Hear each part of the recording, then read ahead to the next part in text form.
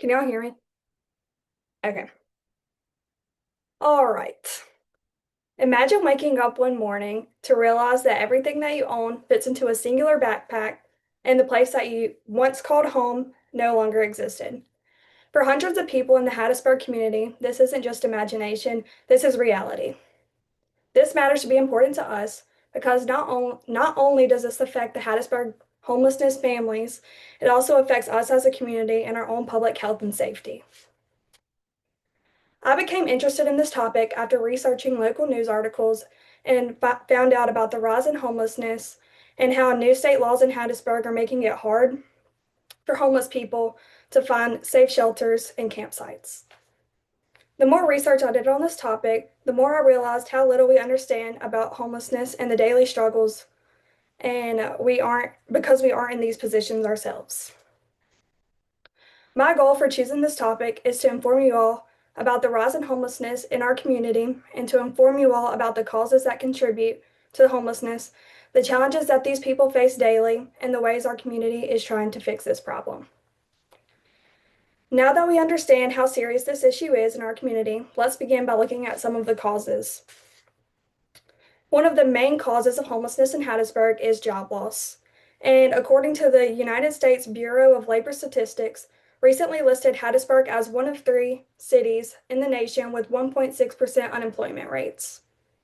And lots of people after COVID just don't want to get a job and are okay with how they are living.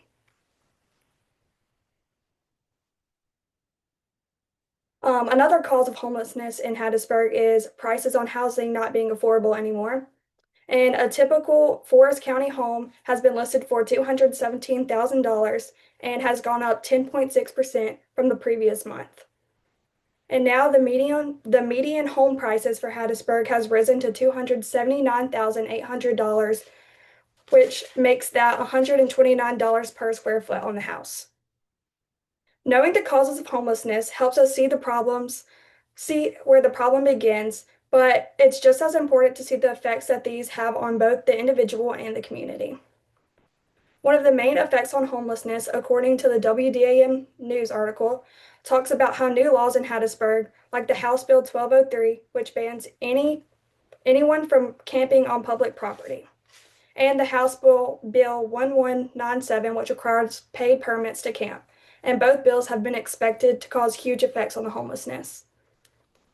Another effect that the WDAM news article talks about is the shelters and how the Hattiesburg community has spoken out about these laws and how this will displace people into more unsafe places due to shelters being full for most of the nights. And the men's shelter in Hattiesburg had to close due to unpaid power bills and has had to shut down to the decrease in donations from the community. Hattiesburg has taken steps to address these problems, so let's take a look at some of the resources and efforts being made to support homelessness. There has been partnerships to raise money, according to another WDAM news article, talking about how the AIDS Service Coalition in Hattiesburg was rewarded $1.25 million from Bezos' Day One Fund to help the homeless families. And the director of ACS talks about how funds have no strict restrictions and can be valuable in responding flexibly to these families and their needs. Another way is the shelters. The women's shelter and the thrift stores have remained open, and the men's shelter has come forward asking for financial support to reopen full services and to continue helping homeless men in the community. So, in conclusion, let's reflect on why this issue matters and what role we can play in making a difference in the Hattiesburg community. Homelessness is not simply not having a roof over someone's head, it's about constant struggles and consequences that affect the community as a whole. We have looked into the root causes of homelessness in Hattiesburg, the daily challenges that these families faced, and the ways that the community is trying to help these people in shelters within Hattiesburg. We may not be able to solve homelessness overnight, but becoming informed on this ongoing problem within our community is the first step towards change. Thank you. All right, I'm going to mute mine now.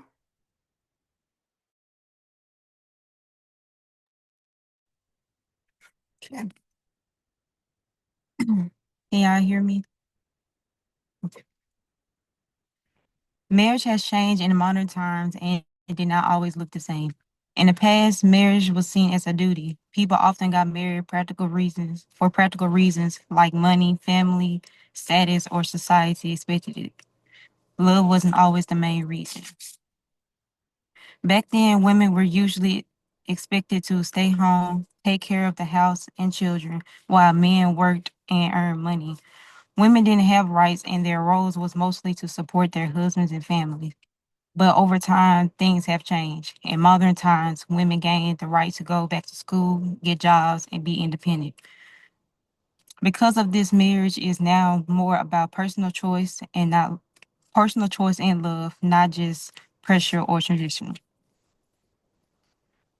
Today, marriage is seen more as a partnership where both people are supposed to share the responsibilities like working, cooking, cleaning, and raising kids. But even now, many women still have that fit pressure to do most of the housework and children care, even if they also have full-time jobs. This sometimes called the second shift when women work at their jobs and then come home to more unpaid work. Marriage has also become more inclusive. In the past, people were expected to marry someone from their own race or background. International marriage was even illegal in some places until the 1960s. But now people are free to marry who they want, regardless of the race or gender. Same-sex marriage is the same. Same-sex marriage is legal in many countries, which shows how society is becoming more open and accepting. Today, not everyone sees marriage as something they must do. Some people choose to live together without getting married. Others focus on their careers or personal goals, and that's okay. Even though marriage has changed a lot to many people, it can bring emotional support, legal benefits, and sense of partnership.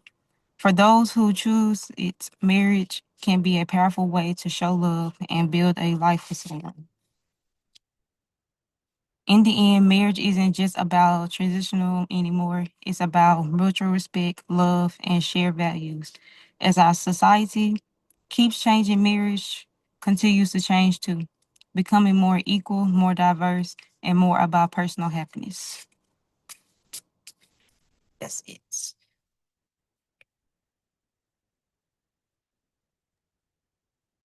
Okay.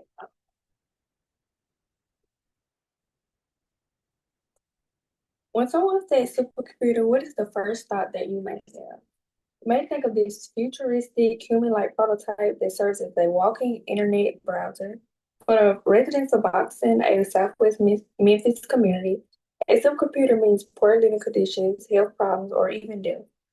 However, a supercomputer is defined by Coursera as the theory and development of computer systems capable of performing tasks that historically required human intelligence, such as recognizing speech, making decisions, and identifying patterns. As college students, it is almost impossible to avoid AI usage in today's time, as it is now incorporated into web browsers, search engines. Although AI is prohibited for use on writing assignments, it can also be helpful to brainstorm creative ideas for an assignment. Supercomputer Colossus, that's located in Memphis, is a high performance computer system that was developed by Elon Musk's artificial intelligence company xAI. Within this lecture, the audience will learn the history of AI, the environmental and health aspects that it has on the community when in use. Over the last few years, AI has advanced rapidly, becoming a booming market. Let's discuss where it originally started. AI history dates back to 1950s. However, over the last years, the usage of AI has changed drastically. Artificial intelligence was first developed in the 1950s, serving as a calculator computer for NASA. As Coursera stated, before the development of AI, when organizations like NASA needed the answer to specific calculations like the trajectory of a rocket launch, they were regularly turned to human computers or teams of women tasked with solving those complicated equations. which reminds me of the film Hidden Figures. The film also shares a little history on the development of AI as well. Now, Elon has created XAI in the year of 2023 after previous years of companies like OpenAI or Google was already dominating the AI market. Under XAI, Musk has also created Grok, a chatbot that mimics human conversation. After purchasing what used to be known as Twitter, a social media platform, he made many changes, including the name to X and adding Grok as the search engine within the app. Elon's company has gained traction in the industry, becoming the most elite AI company. The following is the environmental aspect that XAI has developed in Memphis. The power grid behind XAI, specifically Colossus, the world's largest supercomputer, was developed in just 122 days. That is a record-breaking development for a construction site. The building was completed from transforming an abandoned electronic factory. To create a data center, it requires an enormous amount of electricity. So Elon sought this abandoned factory. With this being the largest supercomputer being created, Elon made a deal with the local electric company to build a new substation to meet the demand of 150 megawatts of power for the supercomputer. Musk soon found out that that power would not be enough and added 35 mobile gas turbines to the site. The gas turbines create about 420 megawatts of electricity, enough to power 300,000 homes. According to the United States Environmental Protection Agency, the air quality of Southwest Memphis has declined in the last couple of years. The power grid of the supercomputer releases gas particles in the air. Elon has broken ground in the town of South Haven, located just about 15 minutes from Memphis, and is located in Mississippi. He plans to build an additional plant that will be used to power XAI. Now that we have established the environmental causes involved with the AI, let's discuss the town of Boxton. Life expectancy for residents in Southwest Memphis has a predominantly Black community is significantly shorter than any other demographic in Memphis. According to Sarah Ashley and Nicole Collins, the first hypothesis should suggest impoverished Black individuals are cumulatively disadvantaged by their race and economic status, leading to poor overall health. Why would that be? Let's discuss Keyshawn Pearson. Keyshawn created the Boxton Resistance as a means to fight pollution in the area of Memphis. Keyshawn has sent letters to every government official in the area, the electronic company, and Elon's team to address the issue at hand. According to city board meeting he attends a city board meeting at every chance to educate the residents on the effects of the XAI company. Keyshawn argues that the gas turbines have boosted the number of residents with COPD, asthma, and lung cancer from the particles within the air that are being inhaled. Boxton residents have also stated the poor air quality and pollution has taken the life of a community member, Alexis' grandfather, that has suffered from a respiratory illness known as chronic pulmonary disease. As you have learned, AI is a demanding industry that has rewarded the field of study and research for decades.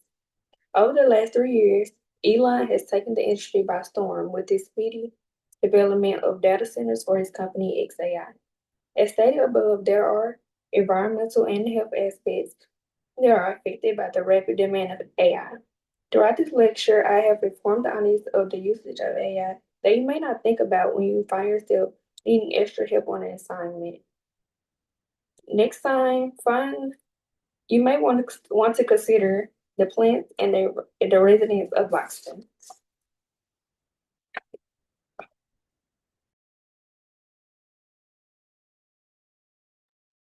Can y'all hear me? Okay. Imagine being 6 years old and terrified to go home because that's where the abuse happens.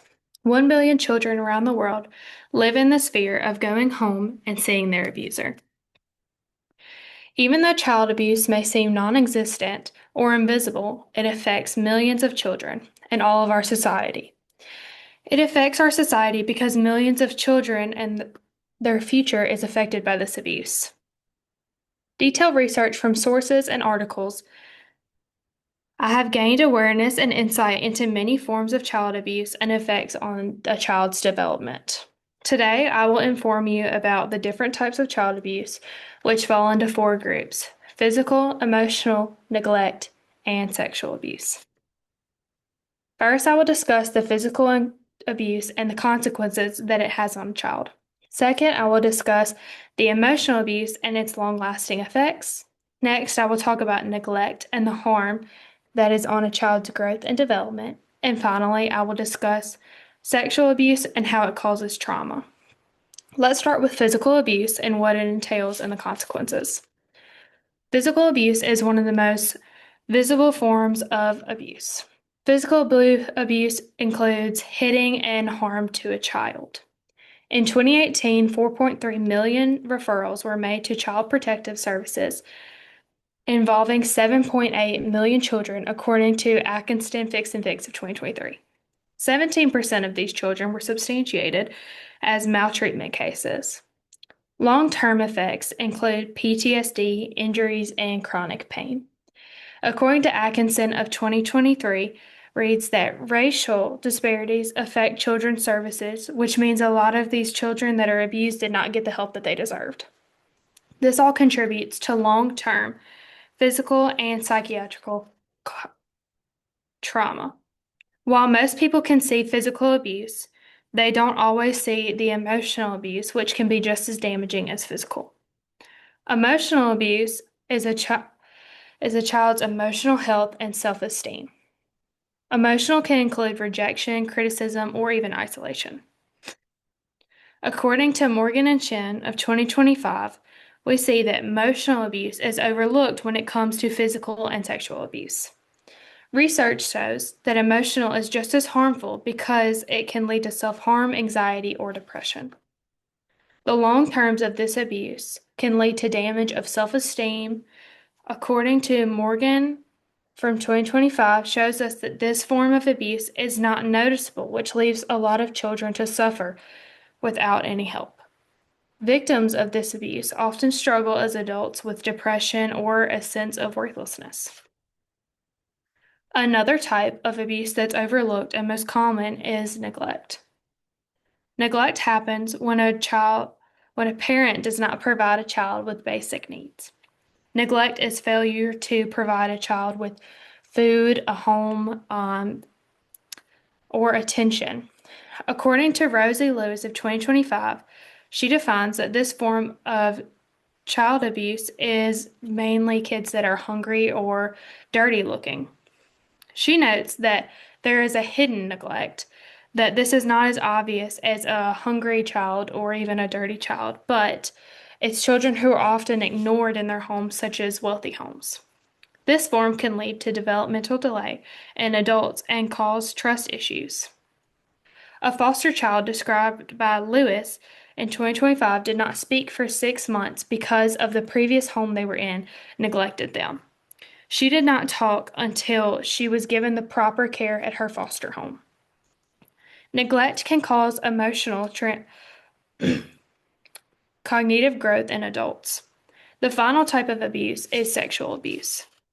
Sexual abuse can cause lifetimes of trauma and scars on a child. Sexual abuse involves any sexual activity with a child or inappropriate touching. According to Atkinson of 2025, he has found that racial inequalities exist in sexual abuse cases. They are reported and substantiated. Many of these victims aren't given the equal access to protection and aren't granted their rights. Survivors will have long-term trauma, complex emotional and mental struggles.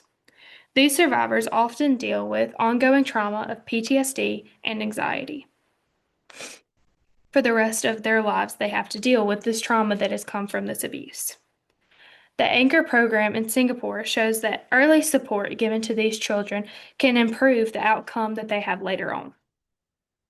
Now that we've discussed each of the 4 main types of abuse, we will conclude with the 4 main types of physical, emotional, neglect, and sexual abuse. All these forms have long-lasting effects, causing damage to a child's physical, emotional, and mental health. Abuse is not always obvious and recognizable. By learning about abuse and all the forms, we may be able to recognize their problems, and we can help get kids to a safe environment in which they deserve. Thank you.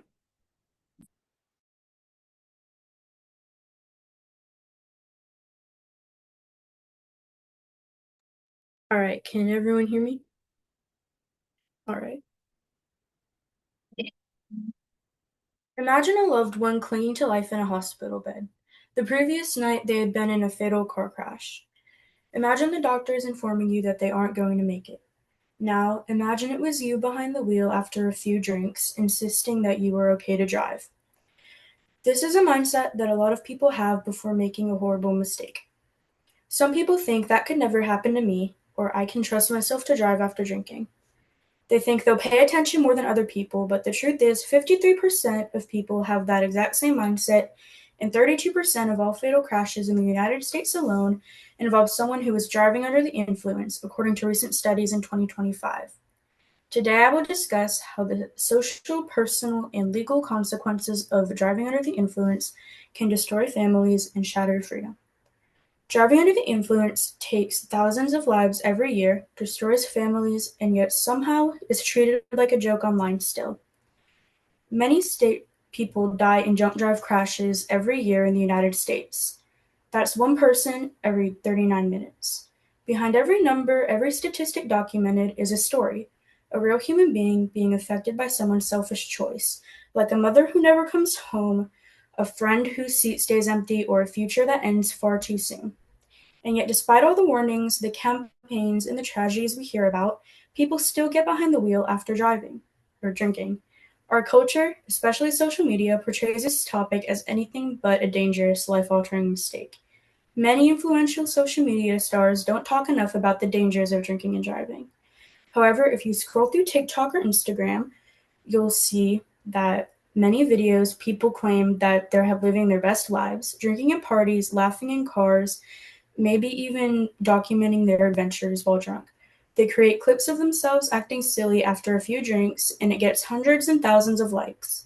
It's presented as funny, harmless, and even trendy. But what those videos don't show are wrecked cars, the flashing lights, or the tearful phone calls that come afterward.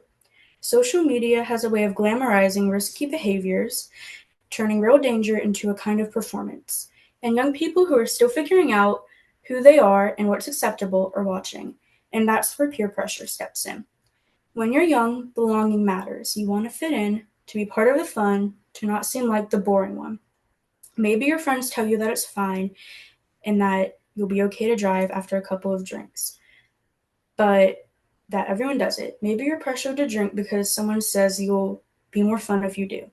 And when that message is reinforced online, with people showing off their wild nights and getting praised for it, it becomes harder to say no. But here's the truth: drunk driving isn't fun. It isn't cool. It's a crime, and it's one that can destroy your life in seconds. If you get caught, you could lose your license, pay thousands of dollars in fines, or even face jail time. But the legal consequences are nothing in comparison to the emotional ones. Imagine knowing that one bad decision cost someone their life. That because of a few drinks and a few seconds of poor judgment, someone's child or friend will never come home again. That's a weight nobody should have to carry. And the irony of it all is that it's preventable. In our world, there's no excuse. You can call an Uber, take public transport, or call a friend. Being responsible doesn't make you uncool, it makes you strong enough to resist pressure and protect yourself and others. So, what can we do? First, think before you post. If your content encourages dangerous behavior, even as a joke, it isn't worth the likes. What you share online shapes what others think is normal. Be part of changing that narrative. Second, be the friend who speaks up. It's not easy to say, hey, maybe we shouldn't drive. But courage isn't about going along with the crowd, it's about doing what's right, even when it's uncomfortable. Finally, remember your power. You don't have to be a victim of peer pressure or a follower of trends. You can be the one who starts a new one, where responsibility and care for others are what's really cool. Ultimately, driving while under the influence of alcohol is a choice that causes thousands of deaths every single year. Whether the consequences of that action be having your license revoked, ending a life, each event is serious. Socially, friends, family, and other members of society will view you in a different light. Personally, you will have to deal with the toll on your mental health and potentially the guilt. Legally, you may have to pay fines, tickets, or serve jail time. Driving under the influence of alcohol is no joke and it should be taken very seriously. You could also risk the safety of others, not only endangering your future. So next time you're tempted or see someone about to make that mistake, remember one decision can change everything. Don't let a few seconds of recklessness cost a lifetime of regret. Because being safe and smart and being alive is what really should matter. Thank you.